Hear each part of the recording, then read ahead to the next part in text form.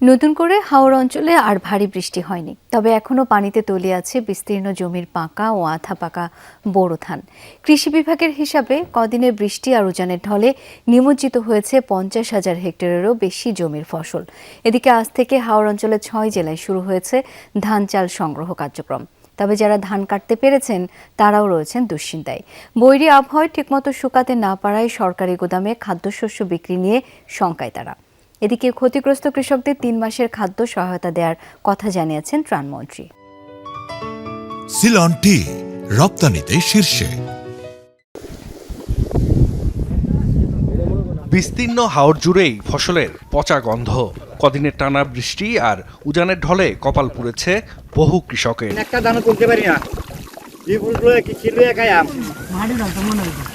শনিবার দুপুরের পর থেকে আর ভারী বৃষ্টি হয়নি হাওড় অঞ্চলে। তবে সুনামগঞ্জ, নেত্রকোনা, হবিগঞ্জ, কিশোরগঞ্জ ও মৌলভীবাজারে পানিতে তলিয়ে রয়েছে বিপুল পরিমাণ জমির পাকা আধা পাকা ধান।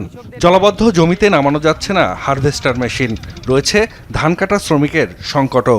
ফলন বাঁচাতে আপ্রাণ চেষ্টা কৃষাণীর। কৃষি বিভাগের হিসাবে এসব জেলায় বানের পানিতে তলিয়েছে অর্ধলক্ষাধিক হেক্টর জমির বোরো ধান। যা আছে সব গেছে পানি তোলে, অনেক কিছু টান সাইডে আছে যেটির মাঝে বা কষ্ট মষ্ট করে কাটতেছে, তাও ওইটির মাঝে উড়াত পানি, কোমর পানি।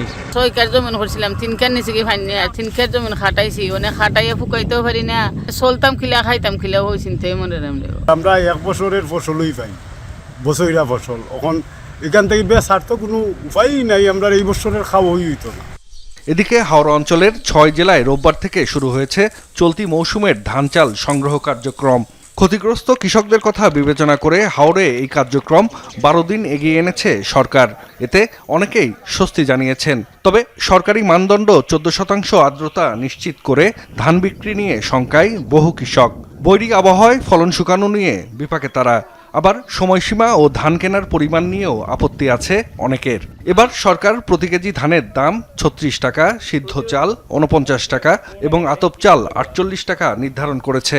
শস্য সংগ্রহ চলবে 31 আগস্ট পর্যন্ত। 10 কেজি করছিলাম, 3 কেজি আনছি এফের ফসা। এগুলো কি দেখো তোমার ঈশ্বর জানে, আমরা বলা কিছু নাই, মাথা ঠিক নাই। আমরা পঞ্চাশ 70 রোহিত লাগাইয়া পালা থেকে ফুকাইয়া অল্প কইয়া তারপরে নেওয়াতে ভালো লাগে না। আমরা রোহিত মুখ কয় আর আমরা মুখ কয়। আমরা তো ওখানে থেকে তো ধান উড়াইতে আমি পারতেছি না। তা আমরা ধান উড়াই কোন সময় সরকার, আমরা ধান লইব কোন সময়? আমরা ধান দেবার সময় তো সরকার হবে, আমরা ধান লই লিছি, গুদামার জায়গা নাই, তখন তো আমরা কৃষক কর্ম বিপদ। কৃষক যদি ধান নিয়ে আসে মানসম্মত, আমরা নেব। আর বিনির্দেশ বহির্ভূত ধান নিলে তো আমাদের অসুবিধা, যেহেতু এটা দীর্ঘদিন আমাদের স্টক রাখতে হবে। হাওরের ক্ষতিগ্রস্ত কৃষকদের মন্ত্রণালয় থেকে 3 মাসের খাদ্য সহায়তার পাশাপাশি আর্থিক সহযোগিতাও করা হবে বলে জানিয়েছেন দুর্যোগ ব্যবস্থাপনা ও ত্রাণমন্ত্রী আসাদুল হাবিব দুলু। মাননীয় প্রধানমন্ত্রী আমাকে নির্দেশ দিয়েছে তাদের পাশে দাঁড়ানোর জন্য। আমরা আমাদের মন্ত্রণালয় থেকে আগামী 3 মাস তাদেরকে খাদ্য সহায়তা প্রদান করব এবং কিছু আর্থিক সহায়তা দান করব, এবং উনি কৃষি মন্ত্রণালয়কে নির্দেশ দিয়েছেন তাদের পুনর্বাসনের জন্য। জাহিদ হাসান, যমুনা নিউজ।